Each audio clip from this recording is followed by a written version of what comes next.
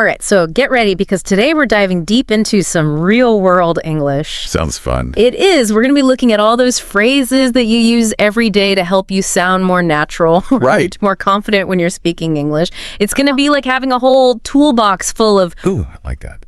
A toolbox. Yeah, full of linguistic tools for any situation you can think of. Love it.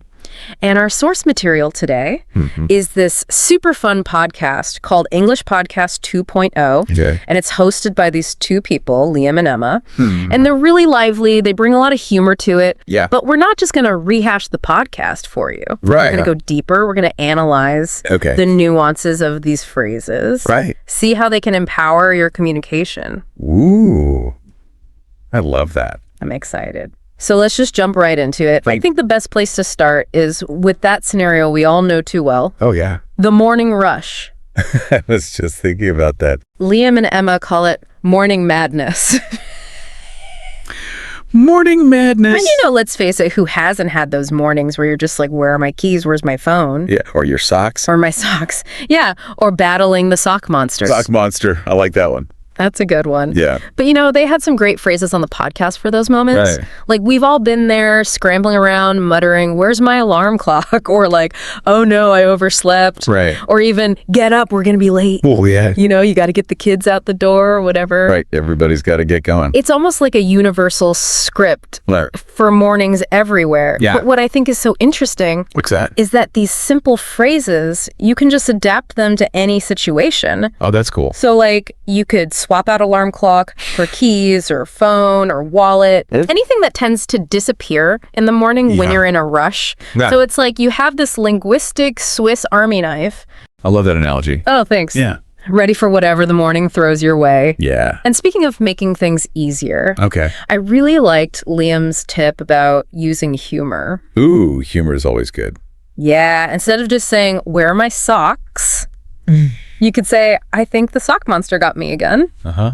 The sock monster. Yeah, so it just adds a little personality to those everyday phrases. Makes it more fun. Yeah, and I think humor is so important for language learning. Oh, absolutely. It helps make things more memorable. It does. And it just takes the pressure off. Right. So you can enjoy learning. Yeah. Now imagine you're running a bit behind, Okay. but you want to play it cool. What's that phrase you always hear? Oh, fashionably late. Fashionably late, exactly. Yeah. That's what we call an idiom. Right, an idiom. It's a phrase where the meaning goes beyond the literal meaning of the words themselves. That can be tricky for language learners. Oh, yeah. Because it can be a little hard to decipher what they mean, but they're essential for sounding like a native speaker. Yeah, they add a little color to the language. They really do. It's like adding spices to a dish. Oh, I like that. But mastering idioms, it's a bit like cracking a code.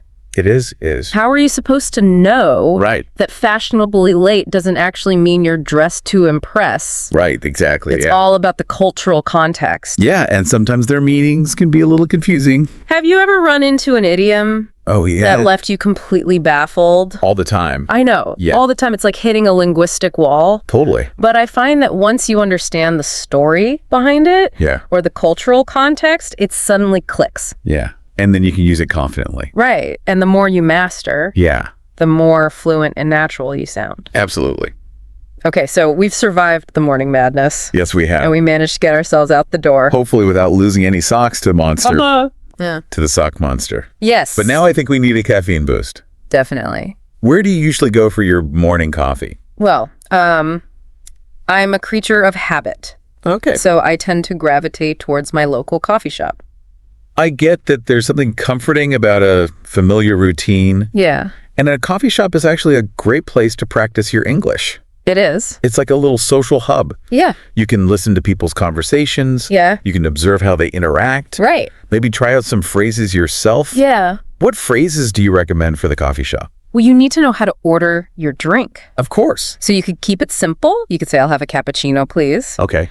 Or you could be more specific. Could you make that a caramel latte with oat milk? Ooh, that's a good one. Yeah. And don't forget those magic words, please and thank you. They're so important. It's about more than just getting your caffeine fix. Right. It's about acknowledging the barista. Exactly. Showing appreciation for their service. Yeah. It's like adding a sprinkle of kindness. I love that. To your coffee order. Yeah. And what about if you're in a rush? You need your coffee to go. Oh, yeah. Can I get that to go, please? There you go. Simple. But even when you're rushed, you got to keep those social graces. Yeah. The please is still important. Very important. It's all about that balance between efficiency and politeness. Yeah. Now, this was kind of funny. What's that? Liam actually accidentally called a coffee a cuppa, A Koopa. which is usually for tea. Oh, And okay. Emma was giving him a hard time about it. Oh, that's funny. It just shows that even native speakers, they make mistakes. They do. And it's okay to laugh about it Absolutely. and learn from it. Yeah, You know, language is a journey. It's not a destination. it is. So we fueled up on caffeine. Yes, we have. We've mastered the art of ordering our favorite beverages. That's right. I think it's time to head to the grocery store. Oh, yeah. Let's go. We need to stock up on essentials. Okay. What phrases do you think are going to be helpful there? Well, you might need to ask for help. Right. So you could say something like, excuse me, where are the apples?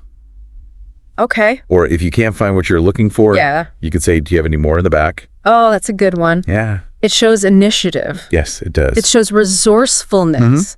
It's like you have this linguistic toolbox. I like that we're going back to the toolbox. Back to the toolbox, ready to handle any grocery store challenge. You're ready for anything. And speaking of challenges, What's that? who hasn't heard that classic question?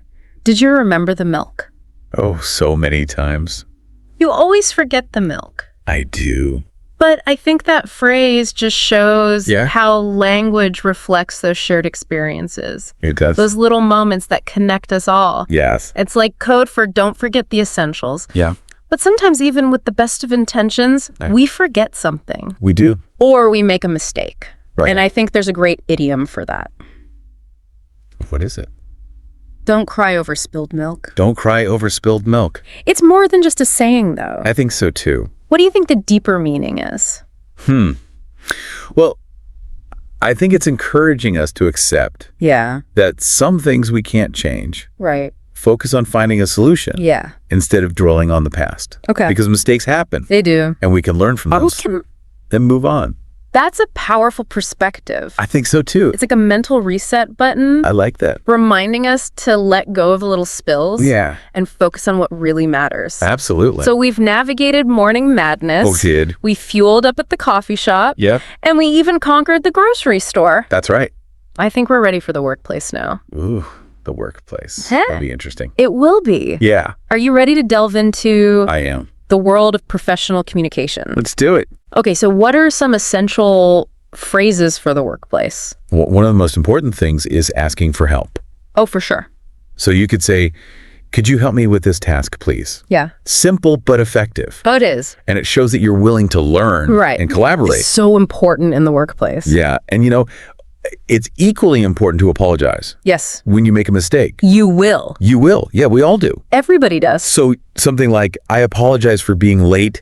It won't happen again. Simple, Yeah. but effective. Very effective. And it shows accountability. It does. Professionalism. It's all about building trust and rapport Yeah. with your colleagues. Right. And sometimes you need a little bit more time to gather information before you respond. So you might say something like, let's circle back to this later, Okay. or let me check on that and get back to you. Yeah, those are good. So it allows you to manage expectations, It does. maintain clear communication without feeling pressured to answer immediately. Yeah, like a linguistic safety net. Ooh, I like that. Yeah. It's about having the tools Yeah. and the confidence to navigate those tricky conversations Yeah. gracefully and professionally. Yeah. So we've armed ourselves with phrases for asking for help, We have. apologizing gracefully, Yeah. even deferring discussions. That's right. But work isn't everything. It's not. We need time to unwind and connect with friends. Absolutely. Liam and Emma called this section Fun with Friends. Fun with friends. I like it. They had some great phrases for social settings. Okay. What are some of your favorites? Well, you need to know how to invite someone to dinner. Okay. You could say, want to grab dinner later. Nice and casual. Yeah. Or dinner's on me if you're feeling generous. Ooh, if you're feeling generous. Yeah. But what if you want to split the bill? Ah, good question. What do you say? Let's go Dutch. Let's go Dutch. Yeah. But of course, Liam had his own suggestion. I bet he did. You pay this time, I'll pay next time. Classic Liam. Classic Liam, yeah. Always trying to get out of paying. I wonder if it works. I don't know, but Emma did call him out on it. Yeah, probably. But it just shows how humor can enrich our friendships. It can. And even make those financial negotiations enjoyable. Yeah. And then I had a fun little interactive quiz. Oh, cool. All about idioms and phrases. Yeah.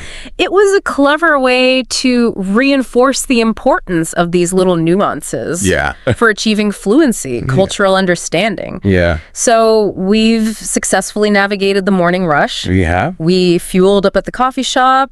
We tackled our to-do lists. Yep. We even enjoyed an evening with friends. Sounds like a good day. Now it's time to unwind and recharge. I like it.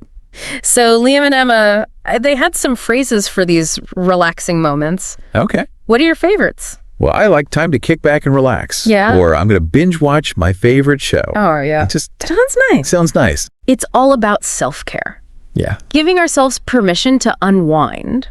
And of course, the classic early to bed, early to rise. Yeah. Which Emma had a funny response to. I bet she did. Sometimes that well-intentioned advice is met with skepticism. Especially when it comes to sleep. Especially when it comes to sleep. Yeah. But it reminds us that we all have our own rhythms and preferences. We do. And what works for one person might not work for another. Right. So we've covered a wide range of everyday scenarios. We have. From casual conversations to professional interactions. Yep. And even those quiet moments of self-care. That's right.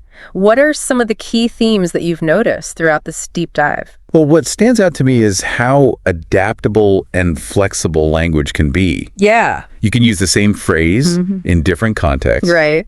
And a little bit of humor. Humor is key. It is. I think it's fascinating What is it? how language reflects our shared experiences. It does. From those little everyday things Yeah. to the bigger moments in life. Yeah. It's a reminder that we're all connected through this intricate web of words and phrases. Yeah, it's like language is a mirror, Ooh, I like that. reflecting the human experience. A mirror reflecting the human experience. Yeah. I love that. Yeah, and we're just scratching the surface. We are just getting started. I'm excited to see where this exploration takes us next. Me too. Are you ready to delve even deeper Absolutely. I'm ready. into the world of everyday English? Let's go.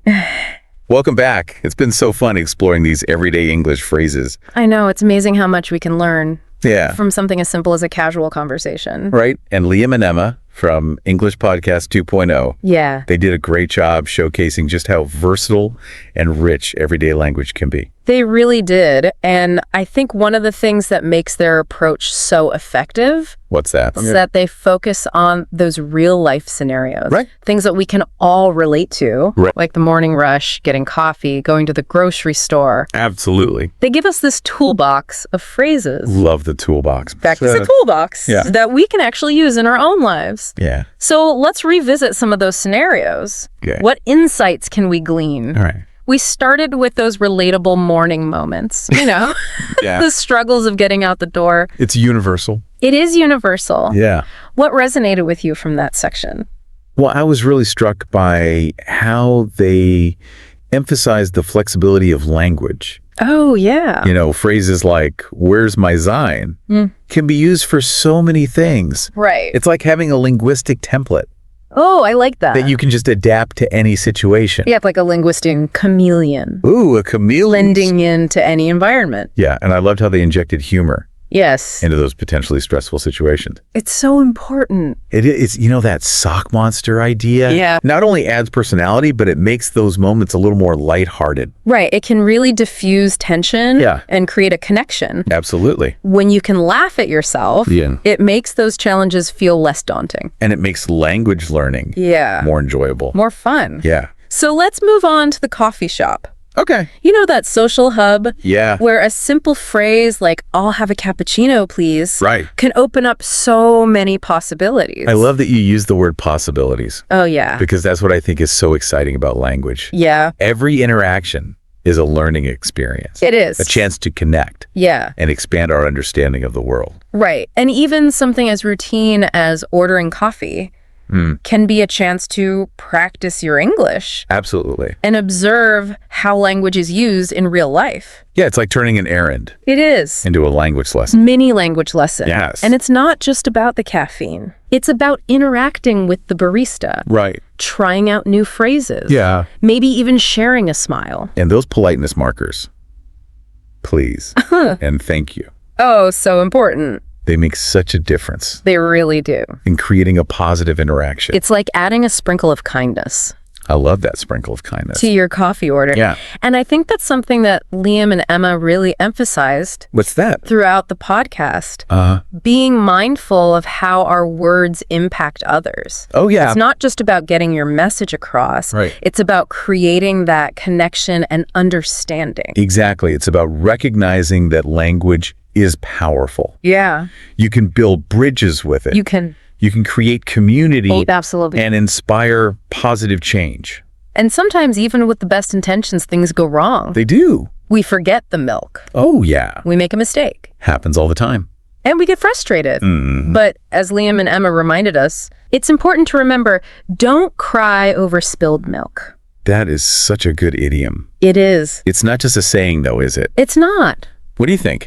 I think it reflects a certain resilience, Yeah. a way of approaching life's setbacks with perspective. Mm-hmm. You know, it encourages us to let go of what we can't change Right. and focus on finding solutions. I like that.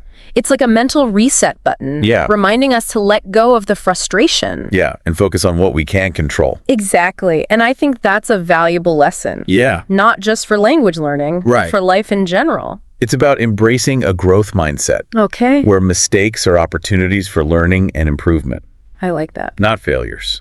And speaking of processes, Yeah. let's move on to the workplace. Okay. You know, that environment where clear communication, respectful communication is so important. Oh, absolutely paramount. Liam and Emma shared some fantastic phrases for navigating that landscape. They did. What were some highlights for you? Well, I was really struck by the importance of asking for help Yes. when you need it. Like, could you help me with this task, please? So simple, It is so simple, yet so effective. but effective. Yeah. It shows that you're willing to learn and collaborate. And it's like admitting you don't have all the answers, Right. which can be a strength. Yeah. And it opens the door Yeah. for collaboration Absolutely. and knowledge sharing. It can benefit everyone. Yeah. And it's also important to apologize when you make a mistake. Oh, for sure. Like, I apologize for being late. It won't happen again. Yeah. Simple but effective. It is. It shows accountability, Yeah. professionalism. It's about taking ownership Yeah. and showing commitment to doing better. And you know, sometimes a few well-chosen words can really help repair those little rifts It can. and maintain those relationships. Absolutely. It's all about building trust and rapport. It is. And sometimes you might need to defer a discussion Okay. or ask for more time Yeah. before responding. Sure. So you could say, let's circle back to this later. Yeah. Or let me check on that and get back to you. Ooh, those are good. Yeah. They're helpful. It's like having a safety net. Ooh, a safety net. I like that. It gives you that space to think Yeah. and respond thoughtfully. It's about being proactive, Yeah. taking control of the communication. Rather than feeling defensive. Exactly. Okay, let's move on to something a little more lighthearted. All right. Socializing with friends. Yes. Liam and Emma called this section Fun with Friends. I love it. And they had some great phrases for connecting with people. Yeah. What were your favorites? Well, for inviting someone to dinner, Uh-huh. you could just say, want to grab dinner later. Simple. Keep it casual. Yeah, or dinner's on me, Ooh. if you're feeling generous. Yeah. But what if you prefer to split the bill? Oh, good question. What do you say then? You could say, let's go Dutch. Let's go Dutch. Yeah. Of course, Liam had his own suggestion. Is that? You pay this time, I'll pay next time. Uh-huh. Classic Liam. Trying to get out of paying again? Yeah. I wonder if it works. I don't know, but it highlights that role of humor Yeah. in our friendships. It does. Sometimes those lighthearted exchanges, Yeah. they strengthen those bonds. They do. It's about feeling comfortable enough to tease each other, Yeah. to be silly, Yeah. and to just let loose a little bit. And then they had that interactive quiz Yeah. focused on idioms and phrases. That was smart. It was a brilliant way to reinforce those nuances for achieving fluency and cultural understanding. And it wasn't just about memorizing definitions. It was about engaging with the language in a fun way. Having fun with it. Yeah. Turning it into a game. Yeah. And that's a key takeaway, I think. What's that? From their podcast. Yeah. Learning doesn't have to be a chore. No. It can be fun. It can be playful. It should be. And something we look forward to. Okay, so we've navigated the morning rush. We have. We fueled up at the coffee shop. Yeah. We tackled our to-do lists. We enjoyed an evening with friends. Sounds like a good day. Now it's time to unwind and recharge. Love it.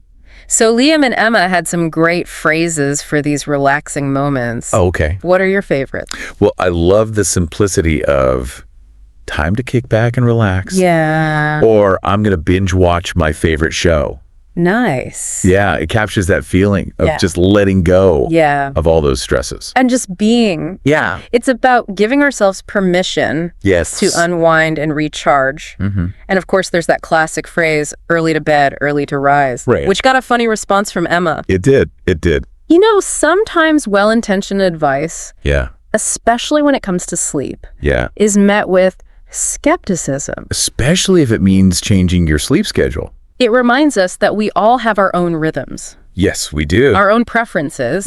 What works for one person might not work for another. Exactly. So we've covered a wide range of everyday scenarios. We have. Casual conversations, professional interactions, those quiet moments of self-care. Yeah. What themes have you noticed? What stands out to me is just how versatile and adaptable language can be. Yeah.